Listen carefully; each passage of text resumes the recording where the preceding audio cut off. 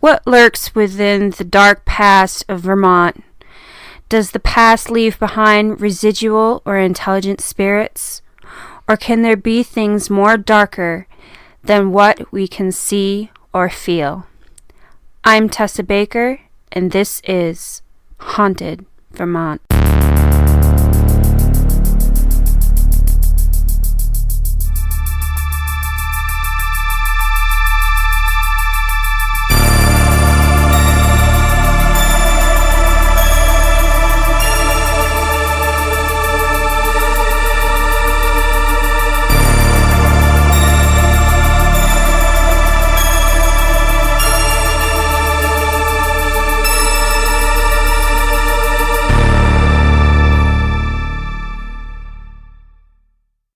Tonight's episode will be the season finale of Haunted Vermont.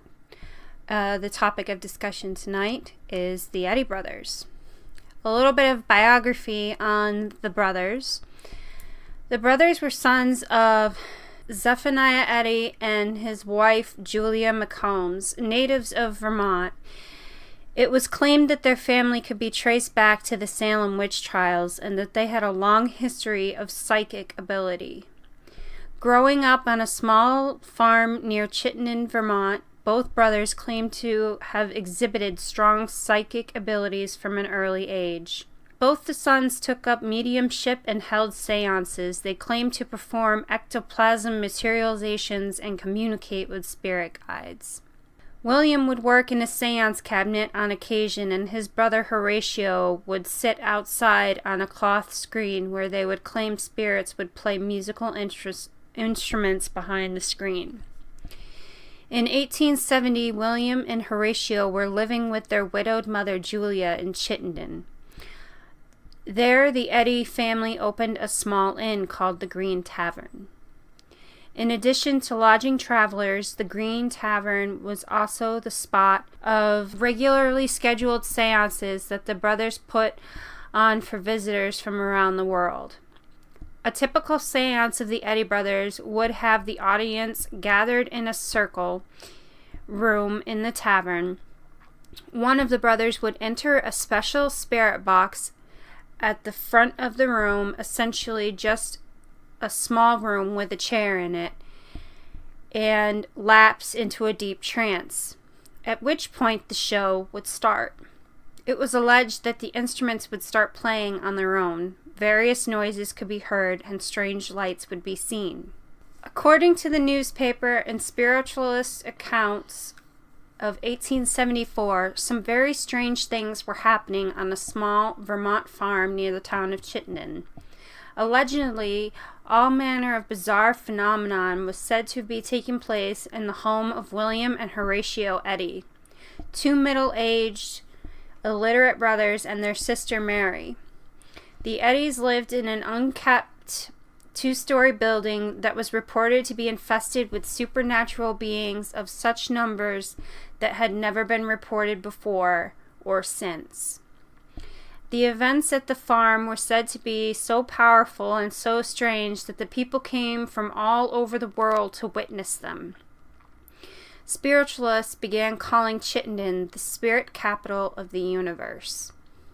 Needless to say, not everyone was convinced of the legitimacy of the reported events on the Eddy farm. Once such a man was a successful attorney named Henry Steele Olcott. Prior to hearing of the Eddy brothers, Olcott had no interest whatsoever in the burgeoning spiritualist movement. However, one day as he returned to his office from lunch, he picked up a copy of the spiritualist newspaper, The Banner of Light. In the paper, he read a graphic account of the strange happenings that were being reported in Chittenden, Vermont. It is unlikely at the time that Olcott had any idea how a simple newspaper article was going to change his life. It is important that we establish the fact that Henry Olcott was not connected in any way to the spiritualist movement, nor was he a proponent of the paranormal. What might have prompted him to pick up a copy of the Banner of Light that day is unknown. Olcott was born in New Jersey in 1832 and attended a college in New York City, studying agricultural science. While still in his early 20s, he received agricultural recognition for his work on a model farm and for founding a school for agricultural students. During this time, he published 3 scientific works. He went on to become the farm editor for Horace Greeley's newspaper and the New York Tribune. After buying a copy of the Spiritualist newspaper, Olcott read with interest the reports from the Eddy farm. Although skeptical, he knew that if the stories were true, this was the most important fact in the modern physical science, he later wrote. A short time after reading the story, Colonel Olcott traveled to Vermont, accompanied by a newspaper artist named Alfred Capes. Together, they planned to investigate the strange events at the Eddy farm, and if the stories were a hoax, they would expose the Eddy brothers in the daily graphic newspaper as nothing but charlatans. If the Eddys were true mediums, Olcott would announce the validity of spiritualism to the world. In either event, Olcott was determined to be fair and open-minded in his judgments. Olcott and Capes traveled to the secluded town of Chittenden, located within the Green Mountains. The trip out to the farm was uneventful, but the first meeting with the Eddy brothers was anything but ordinary. The 2 distant and unfriendly farmers were rough-hewn characters with dark hair and eyes, and New England accents so thick the New York attorney and writer could scarcely understand them. Olcott would later learn that the brothers were descended from a long line of psychics. Mary Bradbury, a distant relative, had been convicted of witchcraft in Salem in 1692. She had escaped the village with the help of friends. Their own grandmother had been blessed with the gift of second sight and often went into trances speaking to entities that no one else could see. Their mother, Julia, had been known for frightening her neighbors with predictions and visions. Although her husband, Zephiah, condemned her powers as the work of the devil, Julia quickly learned to hide her gifts from the cruel and abusive man. However, the supernatural could not be hidden once the couple began having children. Strange poundings began shaking the house. Disembodied voices were heard in empty rooms, and occasionally the children even vanished from their cribs. They were likely to be discovered anywhere in the house or even outside. As William and Horatio got older, their strange powers strengthened. On many occasions, Sophia would see the boys playing with unfamiliar children, who would vanish whenever he approached. When these visitors vanished, he would take his boys to the barn and beat them with a rawhide whip as punishment. The strange children returned again and again, though earning the young Eddy boys countless beatings. Eventually, they would grow to both fear and hate their father. The boys soon learned that they were unable to attend school. The initial attempts were marked by inexplicable happenings and disturbances as invisible hands threw books, levitated desks, and caused objects like rulers, inkwells, and slates to fly about the room.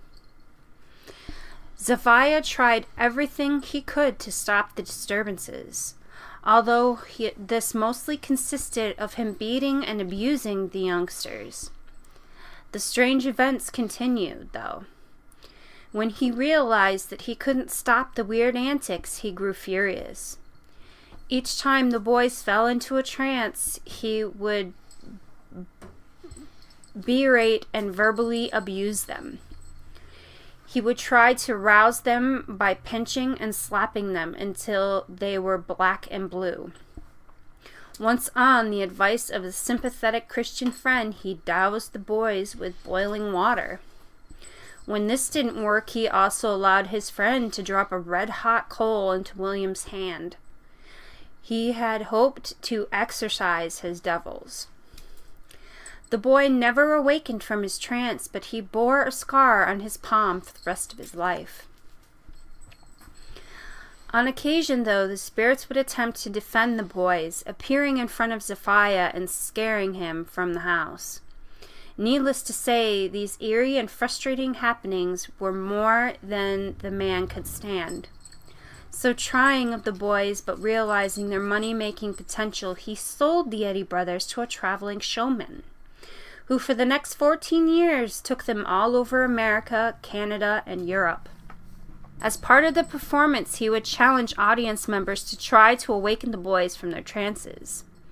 These audiences made their father abuse look tame. The Eddys were locked into a small wooden boxes to see if they could escape, and hot wax was poured into their mouths to see if they could produce spirit voices. When they were unable to talk, the skeptics poked and prodded and punched the sleeping brothers, leaving them scarred and damaged for the rest of their lives. On several occasions, they were even stoned and shot at by angry mobs. William Eddy bore a number of bullet scars on his body.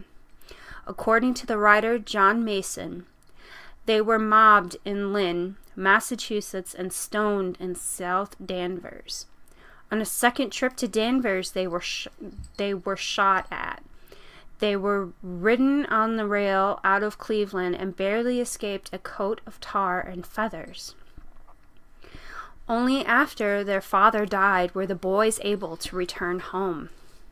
They were moved into the family farm with their sister Mary and opened the house as a modest inn called the Green Tavern.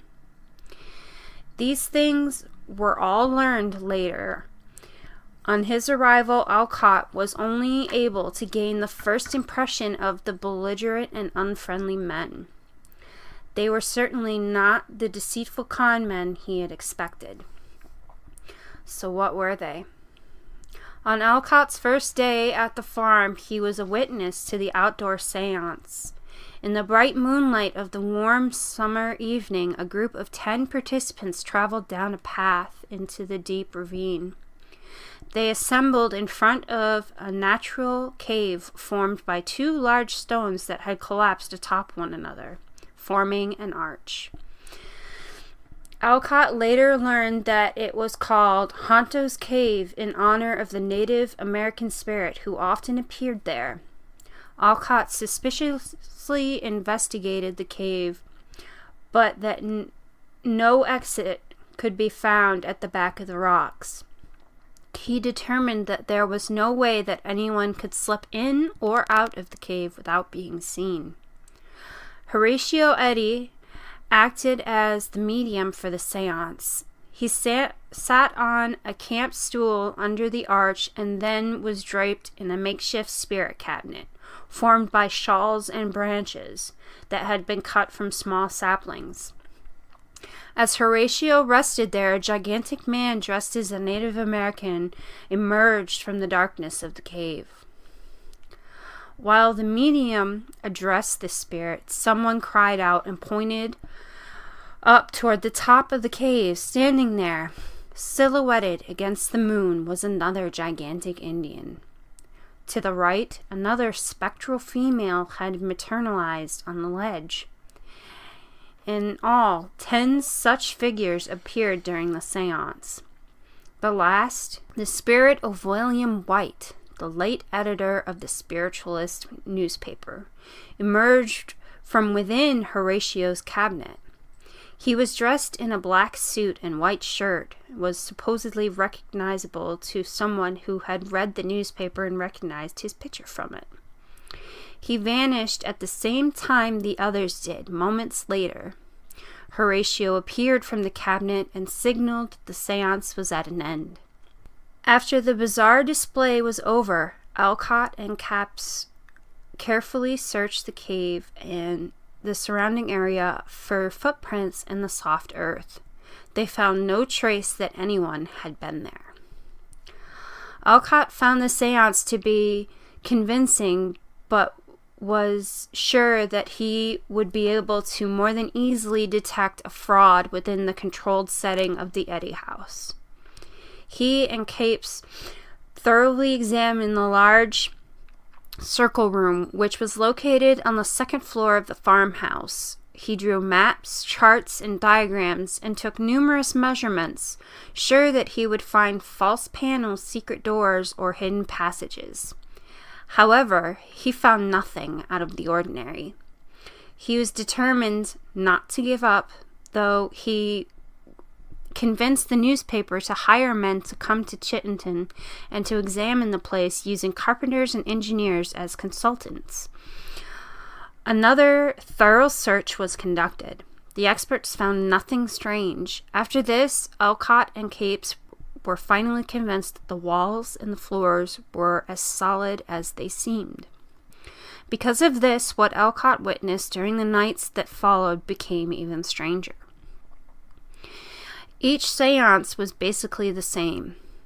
On every night of the week, except for Sunday, guests and visitors would assemble on the wooden benches in the séance room. A platform which had been assembled there was lit only by a kerosene lamp recessed in a barrel.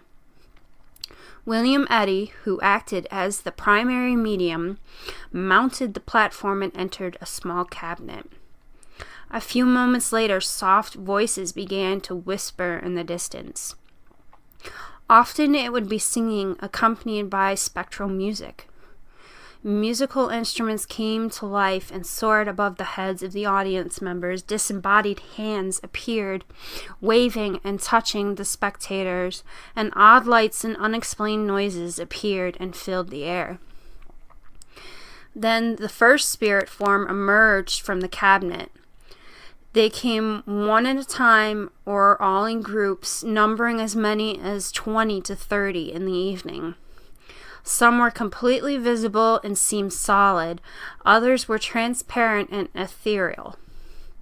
Regardless, they awed the frightened spectators. The spirits ranged in size from over 6 feet to very small. It's worth noting here that William Eddy was only 5 feet 9 inches tall. Most of the ghostly apparitions were elderly Yankees or Native Americans, but mainly other races and nationalities also appeared in costume, like Africans and Russians, Orientals, and more. Where they had come from, Olcott pondered. He explained that the spirit cabinet and platform had found no trapdoors nor hidden passages. In fact, there was no room in the cabinet for anyone other than the medium himself. Olcott was familiar with the workings of the stage magicians and fraudulent mediums, but could find none of their tricks present in the Eddy house. The apparitions not only appeared, but they also performed, sang, chatted with the sitters. They also produced spirit articles like musical instruments, clothing, and scarves. In all, nearly every type of supernatural phenomenon was reported at the Eddy farmhouse. These included rappings, moving physical objects, spirit paintings, automatic writing, prophecy, speaking in tongues, healings, unseen voices, levitation, remote visions, teleportation, and more.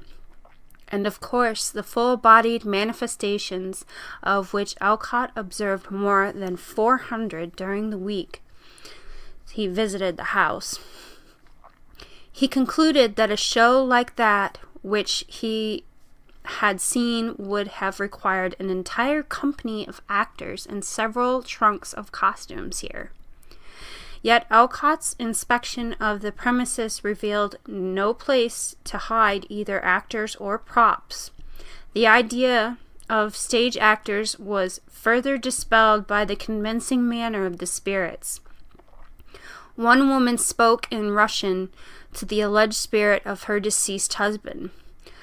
A number of other dialects were also heard. How was this possible when the Eddys could barely read and write? and were scarcely capable of speaking coherent English. In addition, such an elaborate show would have cost a fortune to produce each night. They would have had to pay actors, invest in costumes, and hire someone to create the marvels of the spirits. This would have been impossible given that the brothers were almost penniless. Most of the visitors who had came to the farm did not pay, and the rest only gave $8 per week for room and board at the inn. No admission was ever charged for the séances. In Olcott's mind, fraud would have been physically and financially impossible. The investigators' 10-week stay on the Eddy farm was surely a test of endurance. He left disliking the house, the food, the weather, and the Eddy brothers. However, he was convinced of the fact that the two men could make contact with the dead. Not only did Colonel Olcott chronicle his visit in the newspaper, but he also wrote a massive book called The People from Other Worlds. The book, over 500 pages long, is full of precise drawings of the apparitions, the grounds, the house, and even detailed plans of the construction, proving that no hidden passages existed. You had done sort of like your own little investigation of the Eddy brothers, and you actually were able to capture some evidence of them. Would you like to talk about it? Sure. So, yeah, back when I used to do paranormal investigations with the Vermont investigators of paranormal activity, VIPA, however you want to call it, or call it back then, it was VIPA for short. But, yeah, there was one night in July of 2012 where I set out with my recorder to see if I could contact either Eddy or William. I kind of just wanted to see if they were still around because of the fact that now, which, as Tessa was mentioning, that the farmhouse was known as the Green Tavern, it's actually now being run by people in New Jersey that are remodeling it, keeping the old farmhouse alive, by the club, the High Life Ski Lodge, or Ski Club, I forget how they worded it, but it's like High Life Ski Lodge or Ski Club. Very nice people, depending on who you talk to. I've only been into the house twice. By some of the people that lived there, they offered to let us come in when I wasn't really looking to really just bug the people that worked there. It was more of just taking some photos and that's it. But I got offered to actually go inside of the farmhouse to see the restoration of the place, which is very nice. But anyway, so back about the EVP here. So one night I went out to where they are buried in Chittenden, and I started talking about them. While recording, it was just me. Everybody else that was with me was not talking at all. And if they were talking, I started over of what I was saying, just so that I knew if anything came into play, it would either be me or something else, and not everybody else that was with me. But anyway, so instead of just talking really too much about it, this clip is just pretty much me talking about how I felt sorry for the Eddy brothers, of how they were treated, about getting sold to the circus at a young age and stuff like that. And then I tried to say something about how they were different and had supernatural abilities, but in the clip that is about to go on, you can tell that it seems somebody was trying to correct me. I'm very sorry what your parents did to you, that they sold you to the circus because you were different from everybody else with your powers of the supernatural. Well, thank you for that. It's pretty interesting. You've shown me the clip before, and I've heard it, and I have to say that's pretty good evidence. With closing thoughts on this season finale episode, I would like to read something from People from the Other World by Henry Steele Olcott. And now I turn my face away from Chittenden and close the record of my interesting experiences at the place, leaving each reader to digest the facts and form a belief for himself. I doubt if 3 more memorable months were ever passed by anyone.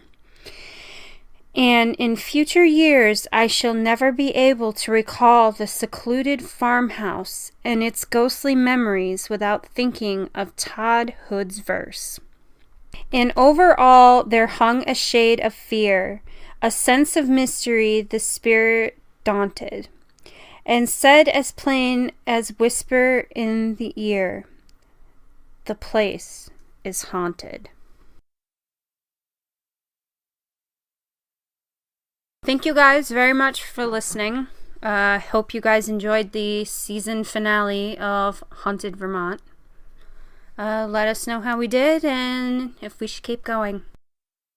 If you enjoyed this episode and want to support, head over to our Patreon at www.patreon.com/Haunted Vermont, where you can pledge $1 a month or more and receive rewards every month you pledge, ad-free and listening to the episodes before the public.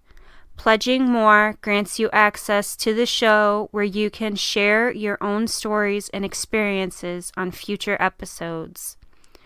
I already fund another podcast 100%, so I'm asking help for this one. At least season 1 will have a total of 6 episodes, and then it'll depend on funds after that.